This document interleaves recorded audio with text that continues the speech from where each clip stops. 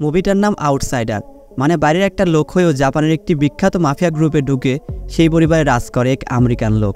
কিন্তু সেই পর্যন্ত পৌঁছাতে তাকে যে কাঠখড় পোড়াতে হয়েছে তা ছিল দেখার মতো। অ্যাকশন, ভায়োলেন্স আর রোমান্টিকতা সব মিলিয়ে গল্পটা এক কথায় অসাধারণ। তো চলুন গল্পটা শুরু করা যাক। গল্পটা শুরু হয় 1954 সালে জাপানের একটি জেলে, যেখানে নিক নামের একজন আমেরিকান বন্দী রয়েছে, যাকে জেলে শাস্তি হিসাবে বাথরুম ফ্লোর পরিষ্কার করতে হচ্ছে। তো হঠাৎ তার পাশ দিয়ে একটি ভয়ানক গ্যাং কিছু লোক হেঁটে চলে যায়, আর যাওয়ার পর দেখা যায় একজন লোক রুমের ভিতরে ফাঁসিতে ঝুলছে। নিক দৌড়ে গিয়ে লোকটাকে বাঁচায় আর গার্ডকে ডেকে নিয়ে আসে, যার কারণে গার্ডরা উল্টো নিককে খারাপভাবে মারতে শুরু করে। গার্ডরা তাকে বলে, তুই তোর ক্লিনিংয়ের কাজ মনোযোগ দিয়ে কর, কোথায় কী হচ্ছে সেটা তোর দেখা লাগবে না। এ বলে তাকে একটা অন্ধকার রুমের ভিতরে আটকে রাখে। কিছুক্ষণ পর সেখানে আরও একজন লোককে গার্ডরা প্রচুর মারধর করে সেখানে ফেলে রেখে যায়। তার নাম ছিল কিউসি। সে অনেক শিক্ষিত এবং ইংরেজিতে কথা বলতে পারে। এক রুমে একসাথে থাকার জন্য তাদের দুজনের মধ্যে ভালো একটি বন্ধুত্ব হয়ে যায়। কিউসি হলো ইয়াহুজা দলের সদস্য, খুব ভয়ানক দলের মাফিয়ার একজন লিডার। সে নিককে বলে, আমাকে যে করেই হোক হসপিটালে যেতে হবে, সেখানে গেলে আমাকে আমার দলের লোকরা এসে উদ্ধার করে নিয়ে যাবে। যার কারণে সে নিজের পেটে নিজেই ছুরি ঢুকিয়ে দেয়, আর নিককে বলে গার্ডরা এখানে আসা না পর্যন্ত যে করেই হোক আমাকে আটকে রাখবে, আর গার্ডরা আসলে বলবে আমি সুইসাইড করার চেষ্টা করেছি। তো কিছুক্ষণ পর গার্ডরা এসে কিউসিকে হসপিটালে নিয়ে যায়।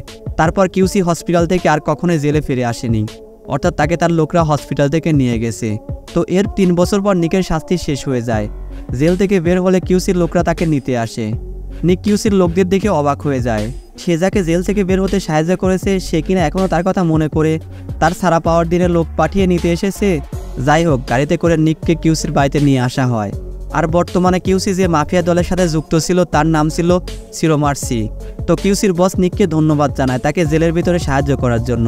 তার সাথে তাকে থাকার জন্য একটা ঘর আর কিছু টাকা দেয়। দ্বিতীয় বিশ্বযুদ্ধ শেষ হয়েছে 9 বছর আগে। এখনও জাপানের অনেক জায়গায় আমেরিকান আর্মির ঘাঁটি রয়েছে, যেখানে আমেরিকান সৈন্য রয়েছে। নিক তাদেরকে সবসময় এড়িয়ে চলে, কারণ সে আর্মি টিম থেকে পালিয়েছিল। পরের দিন কিউসি তার গাড়িতে করে নিককে একটা জায়গায় নিয়ে যায়।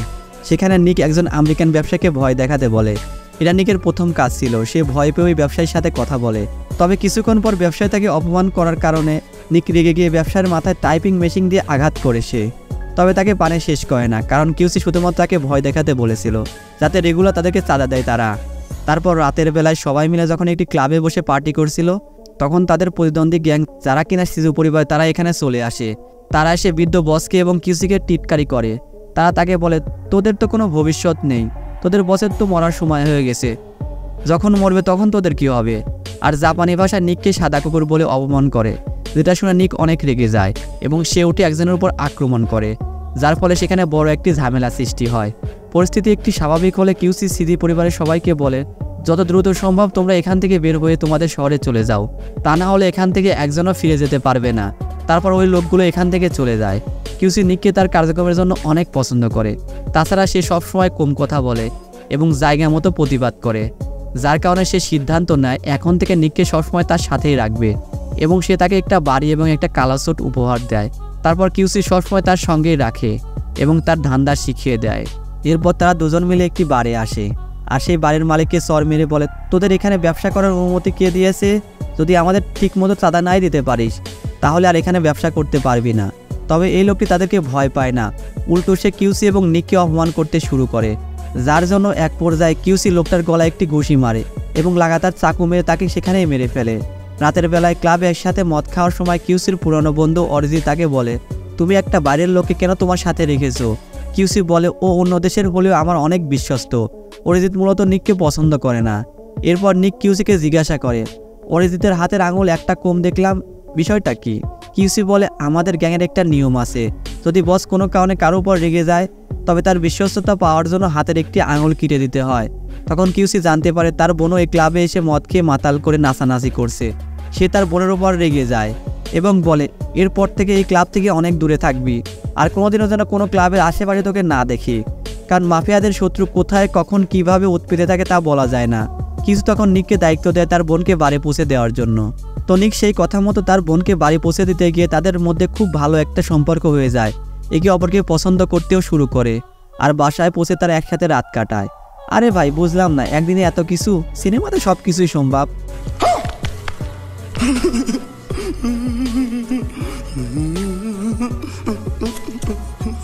কিউসি নিককে একদিন আমেরিকান বন্দরে গিয়ে তাদের সাথে একটি অস্ত্রের ডিল করতে বলে। তাদের এই ডিলের কথা কেউ জানে না, তাই যত দ্রুত সম্ভব তাদেরকে আগে এখানে পৌঁছে দিতে হবে। তো তার কথা মতো নিক যেতে রাজি হয়ে যায় এবং সেখানে গিয়ে দেখে তাদের প্রতিদ্বন্দ্বী সেখানে আগে থেকেই পৌঁছে গেছে। তারা নিকের কাছ থেকে ডিলের টাকা ছিনিয়ে নেওয়ার চেষ্টা করে। তারপর নিককে যখন তারা মারতে যায়, নিক তখন নিজের আর্মি ট্রেনিং কৌশলের বদৌলতে তাদের দুজনকে সেখানেই মেরে ফেলে। নিক কিন্তু একটি আর্মি সদস্য ছিল। এই ঘটনা জানার পর কিউসির বস অনেক রেগে যায়, কারণ তাদের মধ্যে কেউ একজন বিশ্বাসঘাতকতা করেছে, যে কিনা তাদের যাওয়ার কথা আগে থেকে প্রতিদ্বন্দ্বী গ্যাংকে জানিয়ে দিয়েছে। তখন কিউসি নিকের প্রশংসা করে বলে, আমাদের নিক আজকে তার জীবন বাজি রেখে লুট হওয়া টাকা বাঁচিয়েছে, আর একটু হলে নিকের জীবনও তো চলে যেত। যাই হোক, এসব কথা শোনার পরও তাদের বস রেগেই ছিল, তাই নিক সব দোষ নিজের কাছে নিয়ে নেয় এবং তার দুটো আঙ্গুল কেটে নিকের বসের কাছে ক্ষমা চায়। তারপর কিউসিও তার নিজের হাতের আঙুল কেটে দিয়ে বসের কাছে জমা দেয়। এই 4টি আঙুল তাদের প্রতিপক্ষ বসকে উপহার হিসেবে পাঠানো হয়, তাতে তাদের ভিতরে সব ঝামেলা মিটে যায়। তাছাড়া একজন আমেরিকানের এমন সত্যতা দেখে নিকের বস নিকের উপর অনেক খুশি হয়ে যায় এবং নিককে জাপানের নিয়ম অনুযায়ী অফিসিয়ালি তাদের গ্যাংয়ের মেম্বার হিসেবে ঘোষণা করে। তারপর নিক এই গ্যাংয়ের সাথে অনেক ক্লোজ হতে থাকে। নিক তার শরীরের অন্যান্য সদস্যের মতো ট্যাটু বানায়। এরপর একদিন পার্টিতে কিউসি নিককে বলে, আমি জানি তোর আর আমার বোনের মধ্যে সম্পর্ক আছে, তবে আমি চাই তুই সম্পর্ক এখানে স্টপ করে দে, কারণ গ্যাং লিডারদের কখনো কোনো সংসার হয় না, তাদের জীবন সবসময় ঝুঁকিতে থাকে। এই কথা শুনে নিক বিষয়টা বুঝতে পারে আর তার কথা মতো সম্পর্ক এখানে শেষ করে দেওয়ার জন্য রাজি হয়ে যায়। চেঞ্জ শিফট হয় 1955 সাল। জাপানের বিভিন্ন খাতে ডেভেলপমেন্ট হচ্ছে। তাছাড়া অনেক আমেরিকান আসে টাকা নিয়ে তাদের সাথে ব্যবসা করার জন্য। তো তাদের সাথে ব্যবসা করার জন্য প্রতিপক্ষ গ্যাং লিডাররা নিজেদের মূলধন শেয়ার করে, কিন্তু নিকের বসের প্রতিপক্ষ বসের উপর একটুও বিশ্বাস করে না, তাই একটা খেলা দিয়ে একটা মিটিং ডাকে। সেখানে শিজু পরিবার লিডার নিজের বসকে শান্তিতে রিটায়ার করতে বলে, আর তার দলে যত লোকজন আছে তারা যেন সেই পরিবারের সাথে যুক্ত হয়ে যায়, অর্থাৎ নিকদের গ্যাংটা শেষ করে দিতে চায় তারা। এই কথা শুনে নিকের বস অনেক রেগে যায় আর বলে, তোদের পরিবার ইতিহাসের কথা মনে কর, আমরা কোথায় ছিলাম আর তোরা কোথায় ছিলি, তোদের জন্মটা কয়দিন হয়েছে বল, আর এই পজিশনটা কদিন এসেছিস তোরা। অর্থাৎ সে অফারটা রিজেক্ট করে। পরের দিন নিক কিউসির বোনের সাথে দেখা করতে চায় এবং সেখানে গিয়ে দেখতে পায় মিওর মুখে অনেক আঘাতের চিহ্ন। মূলত কিউসির বন্ধু অর্জির সাথে মিওর আগে সম্পর্ক ছিল।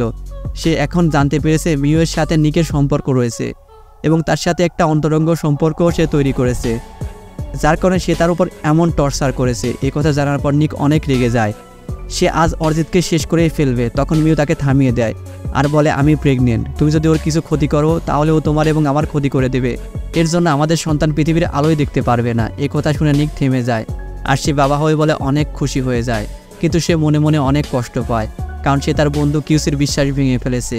তারপর নিক কিউসের বাড়িতে এসে মিওর প্রেগনেন্সির সব সত্যি ঘটনা বলে দেয় আর বলে, তুমি এখন আমাকে যে শাস্তি দেবে আমি সেটা মাথা পেতে নেব।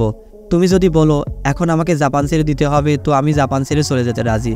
এ কথা শোনার পর কিউসি তাদেরকে 2টি পিস্তল এনে দেয় এবং বলে, এখন থেকে আমার বোন আর আমাদের পরিবার সম্মান তোর হাতে রয়েছে, তুই তাদেরকে রক্ষা করবি এবং আমাকে প্রমিস করবি আমার বোন এবং তার বাচ্চার সারা জীবন খেয়াল রাখবি তুই। নিক তার কথা শুনে তার কথা মতো কাজ করতে রাজি হয়ে যায়। যাই হোক, পরের দিন নিক এবং কিউসি তাদের বসের সাথে তাদের জন্য নতুন একটা শ্যুট নেওয়ার জন্য টেলারে আসে। বস চেঞ্জ করার জন্য ভিতরে গেলে অনেকক্ষণ হয়ে গেলেও সে আর বের হয় না, আর এই বিষয়টি নিকের কাছে বেশ অস্বাভাবিক মনে হয়। তাই সে ভেতরে গেলে দেখতে পায় তাদের বসের উপর একটা ছেলে আক্রমণ করেছে। এরপর কিউসি সেই ছেলেটাকে সেখানেই মেরে ফেলে এবং তাদের বসকে নিয়ে সেখান থেকে পালিয়ে যায়। তখন শিজু পরিবারের কয়েকজন গুন্ডা এসে তাদের উপর খুব কাছ থেকে আক্রমণ করে পালিয়ে যায়। নিকো তার বস কোনো রকম বেঁচে যায়, কিন্তু কিউসির গলায় গুলি লাগে এবং সে সেখানেই মারা যায়।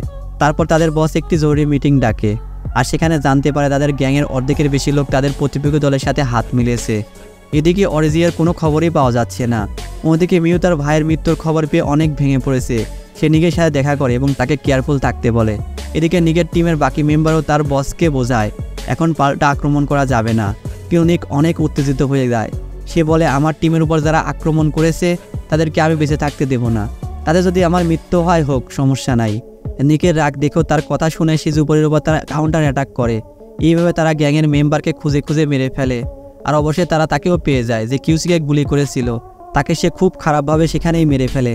তাদের এমন হামলা দেখে শিজু পরিবার অনেক ভয় পেয়ে যায়, তাই একটা বাচ্চাকে দিয়ে তাদের মেসেজ দিতে নিকের বসের কাছে পাঠিয়ে দেয়। আর এটা হলো তাদের একটি ট্র্যাডিশন, ছোট বাচ্চা দিয়ে তাদেরকে মেসেজ পাঠানো। তাদেরকে বলা হয় তারা 2 টিম এমন একটা জায়গায় দেখা করবে যেটা তাদের দুজনের কারো এলাকা নয়, তবে শর্ত থাকবে কোনো রকম হাতিয়ার ছাড়া আসতে হবে। এরপর 2 টিম তাদের কথা মতো একসাথে দেখা করতে চলে আসে। শিজু পরিবার লিডার বলে, আমার কিছু চাই না, তবে তোমাদের আপন একজনের সাথে পরিচয় করে দেই। তখন সেখানে অর্জি আসে। অর্জিকে দেখে সবাই অনেক অবাক হয়ে যায়, কারণ অর্জি ছিল নিকের বসের একমাত্র ছেলে। নিজের রক্ত কি করে বেইমানি করে, তবুও নিকের বস নিজের ছেলেকে জড়িয়ে ক্ষমা করে দেয়। যাই হোক, তারই তো ছেলে ছিল। এবার তার বস তার ছেলেকে বলে তাদের টিমে যোগ দিয়ে তাদের টিমের দায়িত্ব নিতে। কিন্তু বিশ্বাসঘাতক তো চিরদিন বিশ্বাসঘাতকই থাকে। অর্জি তার বাবার গলায় ছুরি দিয়ে সেখানেই মেরে ফেলে। এই ঘটনার পর নিকের টিমের বাকি মেম্বারও বসকে বাঁচানোর জন্য ছুটে যায়, কিন্তু সেই পরিবারের মেম্বার তাদের সাথে বেইমানি করে। তারা সবাই সঙ্গে করে হাতিয়ার নিয়ে এসেছে, বন্দুক তাক করে তাদের সবাইকে সেখানেই থামিয়ে দেয়। নিকরা তাদের বসকে মারিতে অসহায়ের মতো পড়ে থাকতে দেখে সহ্য করতে পারে না। তখন নিক এবং তার টিমের একজন সামনের দিকে এগোতে থাকে। তখন দূর থেকে একজন তাদের দুজনের উপর গুলি করে দেয়। নিকের পায়ে গুলি লাগে আর এই মেম্বারের মাথায় গুলি লাগে। শিজু পরিবার লিডার এখান থেকে যাওয়ার সময় বলে যে কজন বেঁচে আসো আমার টিমে যোগ দেবে, আর নিককে বলে মিউকে নিয়ে জাপান থেকে আমেরিকায় চলে যেতে। নিকের টিম এখন পুরোপুরি শক্তিহীন, তাদের গ্যাংয়ে এখন কোনোই বস নেই। শিজু পরিবার এখন প্রচুর ক্ষমতা, তাদের কথা মতো পুলিশ এসে নিকের অফিসে ভাঙচুর করে একদম গুড়িয়ে দেয়। তো যাই হোক, নিকও ছেড়ে দেওয়ার পাত্র নয়, এত সহজে সে হার মানবে না। সে তার টিমের কাছে এসে শিজু পরিবার ঠিকানা জানতে চায় আর শেষবারের মতো মিউর সাথে দেখা করে। পরের দিন নিক কিউসির দেওয়া খামদানি অস্ত্র নিয়ে শিজু পরিবারের অফিসে চলে আসে। সেখানে এসে সে দেখতে পায় অর্জিকে তাদের গ্যাং অফিসিয়ালি স্বাগতম জানার জন্য একটা পার্টির আয়োজন করা হয়েছে। এই বাড়ির নিচের ফ্ল্যাটে একটা বাচ্চা ছাড়া আর কেউ ছিল না, বাকি সবাই উপরে পার্টি করছিল। সবাই যখন নিকের উপর অ্যাটাক করে তখন সে বলে আমি হচ্ছে একটি সত্যিই লিডার, তোমরা তাকে স্বাগতম জানাচ্ছ, সে হচ্ছে কুলাঙ্গার। কারণ সে তার বৃদ্ধ বাবাকে নিজের হাতে পিছন থেকে আঘাত করে মেরে ফেলেছে। সে যে তোমাকে মারবে না এর কি কোনো গ্যারান্টি আছে? আমি এই অন্যায়ের সামনে থেকে প্রতিশোধ নিতে এসেছি। অর্জি তখন আবারও নিককে বাইরের দেশের লোক বলে গালিগালাজ করে এবং আরও বলে আমাদের অস্ত্র, আমাদের মতো সাত প্যান্ট থাকলে তুই আমাদের দলের লোক হতে পারবি না। তোর মতো বিদেশি ছেলে আমাকে নিয়ে মজা করুক সেটা আমি চাই না।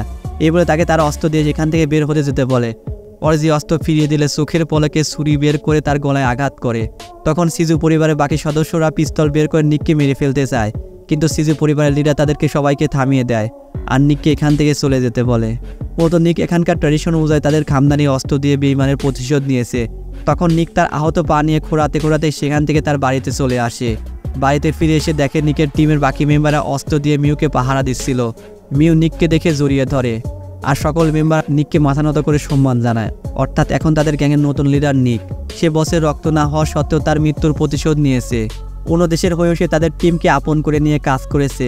আর এখানে এই মুভিটি সমাপ্তি হয়ে যায়। তো যাই হোক, গল্পটি কিন্তু আমার কাছে অনেক ভালো লেগেছে। বিশেষ করে নিকের লুকটা ও স্টাইলটা আসলে দেখার মতো ছিল। আর গল্পটা সম্পর্কে আপনার মতামত কিন্তু অবশ্যই জানাবেন। তো ভালো থাকবেন, আল্লাহ হাফেজ।